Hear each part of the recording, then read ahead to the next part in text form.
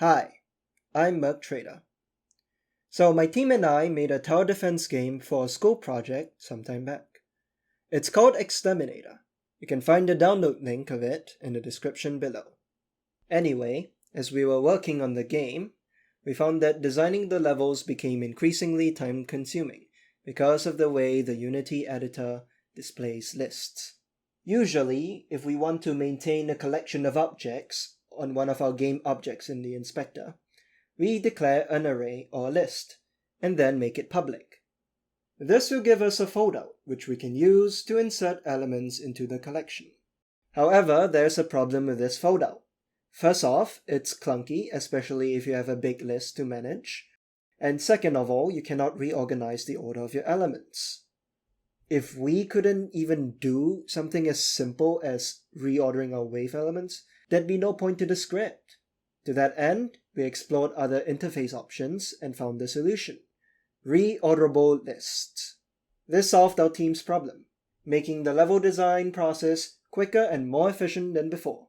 I could now look at the entirety of an array with a glance, and make quick adjustments much more effortlessly. I wrote an article a while ago sharing how I got mine up. It ended up being the most popular article on the blog. You can refer to it in the description below. We decided to make a video about it so that it's easier to follow along. So without further ado, let's get started. This is the data structure of each individual element in my wave array. We're dealing with structure types and enumeration types, structs and enums. So if you're not familiar with them, you might want to do some reading up. Basically, structs and enums are ways to declare new data types for your code. So in this struct, we are declaring the types of values that each element of our list will store. Then, in our Wave Manager class, we create an array using the wave data type.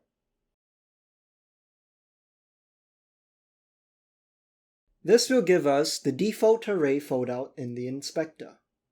To replace that, we have to write a class for it to overwrite the default render view of the object's inspector panel. Editor scripts must be placed in a folder named editor. So let's create a folder and call it editor. Go into the editor folder and create a C# script called Wave Manager Editor. Doesn't actually matter whatever you name it, but we're just doing this for naming conventions. So open it up. We see it's a generic monobehavior class, but we're not using monobehavior. We don't need any of these functions. We don't need this. Using Unity Editor, and we're using Unity Editor internal, which is where our reorderable list is. And we're not using monobehavior, it's gonna inherit from the editor class. And now,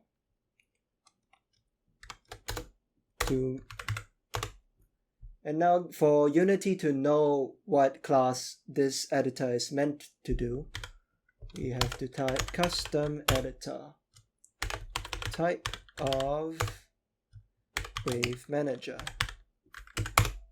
So with this line, Unity knows which class it's supposed to be an editor of. Now we have to access this property from our wave manager class. So to do this, we have to declare a variable. We have to store it as a variable as a serialized property object. So serialized property wave. And then we have to store our reorderable list. So this is the list that we'll be working with. And we'll use on enable to access them. So for our wave, we need to get the wave array from wave manager, and we also need to set up the reorderable list. We have to initialize it here. Next, we first need this function on inspector GUI. So this method is responsible for drawing the inspector interface. Now if you were to see our what it looks like in the scene in the editor. Nothing's changed because we have the base dot on inspector GUI here. So what this does is it draws the default interface. If we were to remove it, it's gone. But let's keep it here just to compare as we work on our editor.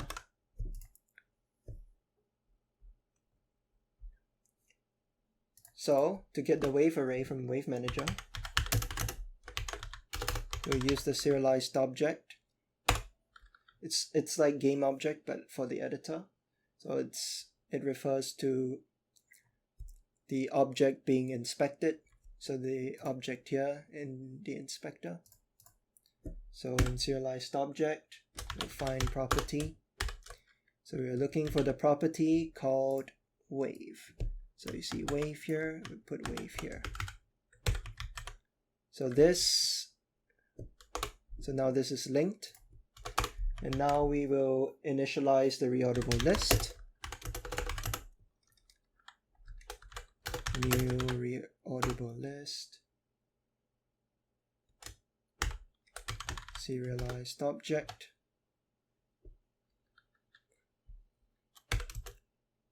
And then the second argument is wave. And from here on, you get to choose what features of the reorderable list that you want. So whether you want it to be draggable, whether you want the header to be displayed, the add button, and the remove button. Since in this tutorial we're gonna go with all of them, so we're just gonna set all of them to true. True, true, true, true. Like that.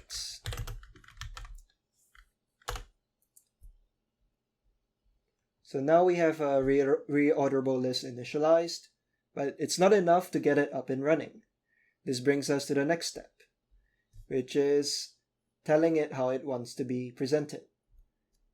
This is done by defining methods for the callback delegates that this object provides. These delegates allow us to customize particular sections of the reorderable list. So we'll be using draw element callback. So list draw element callback. So this determines how each element in the list is drawn. So since this is a delegate, we need to declare a method for it, which is draw list items. You can name it whatever you want.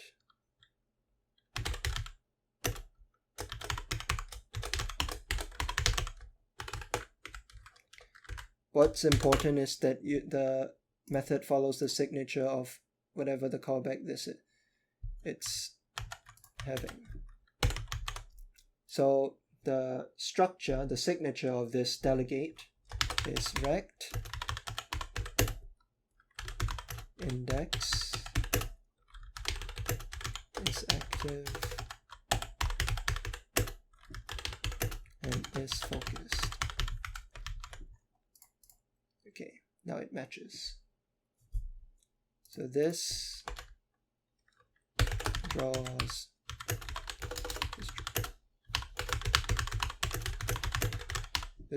the elements in the list.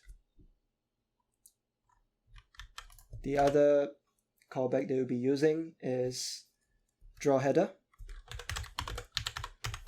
Draw header callback, and we'll call this draw header. Doesn't exist yet, so we have to make a function for it. And it takes the argument, rect.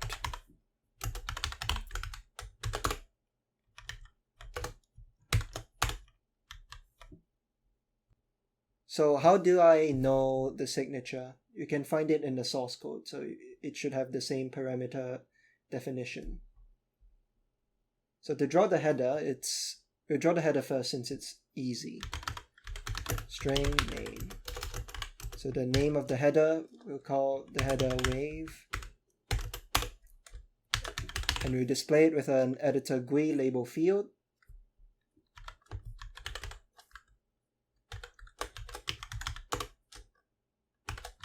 Rect name.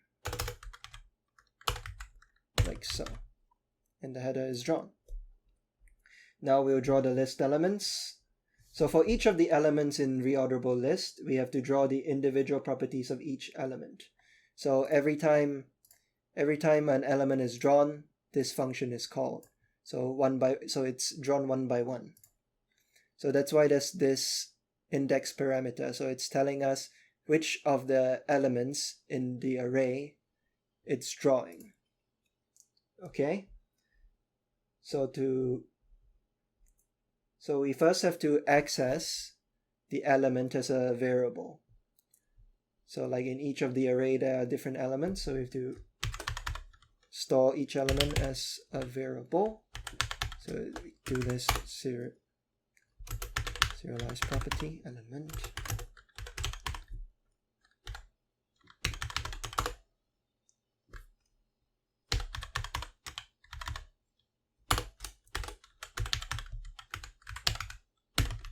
So this gets the array element according to this index here. So now we have the element stored as a serialized property object. We can proceed to draw each of the items in the list. So let's look at how many property fields we have. We have a total of 3. There's the mobs, the level, and the quantity. So the mobs should be an enum, and the others are number fields. We can use the property field, editor GUI property field class.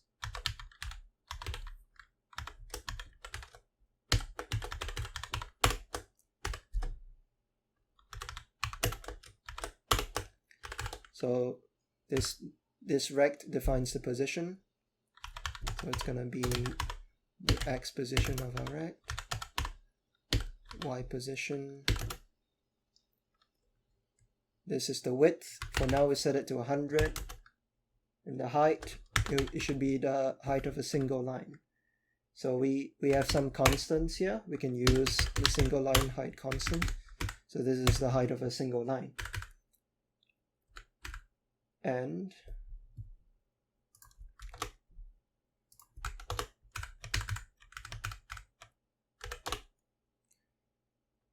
next is the serialized property.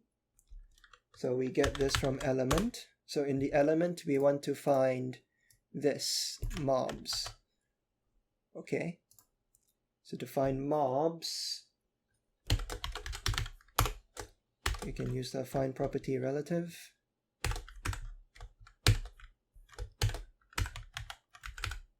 So this accesses the mobs of the wave struct, the mobs property. And GUI content, no. So there's no label. Now we have 2 more properties. So let's duplicate this 2 more times. 1, 2, 3. And we need level,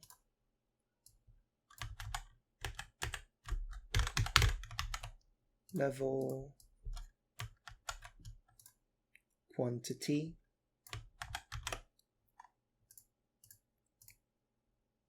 so we have these 3 now, but we also need to draw labels,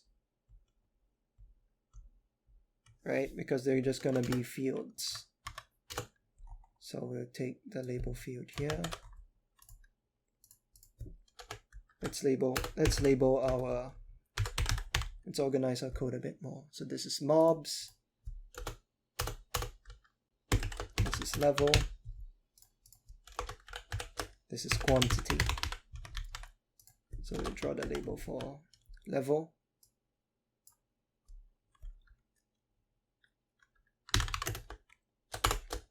We'll use a new rect.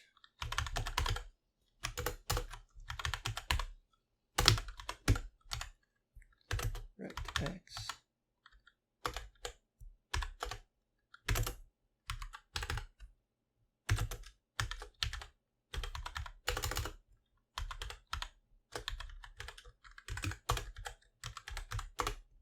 There we go. And the name will be level.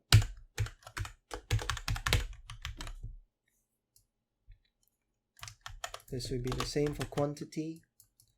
The name is quantity.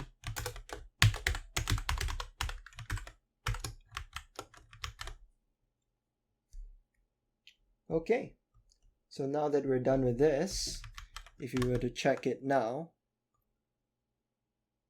nothing's changed because we have to instruct the reorderable list to draw itself in onInspector GUI.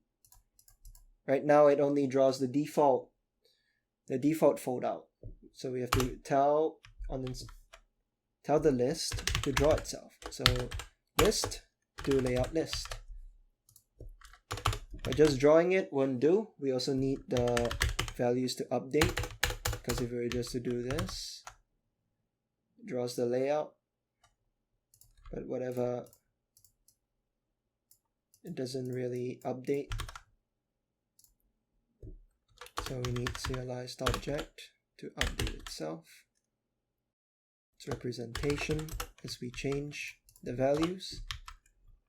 And after we change the values, it should save. So to save it, we do it through applied modified properties. So any changes we can undo. This comes with the whole undo system in place. So why does it look like that? It's all numbers, super long numbers. It's because we haven't set the positions. The positions are all the same. So we need to offset them. So we see in the mobs section, it's at the starting point. We don't have to do anything. So it's only at the levels. So we'll move the label field by, let's try 120 pixels. And the level's been moved by 120 pixels. Since it's a number field, I think we can reduce the size of this one. Let's say 20. The width should be 20. And since this is 120, this should be 140. Let's see. It's getting better, but it's still blocking the way. So let's move it up a bit more. Ah, looks good. All right, let's get to the quantity now. So the height should be, the width is okay. Let's move it by 160.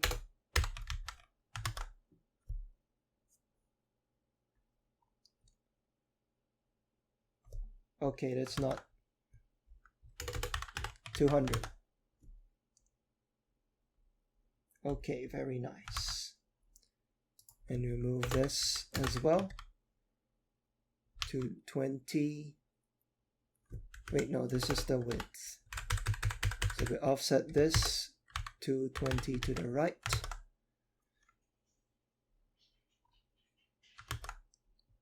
Just a little bit more, 250.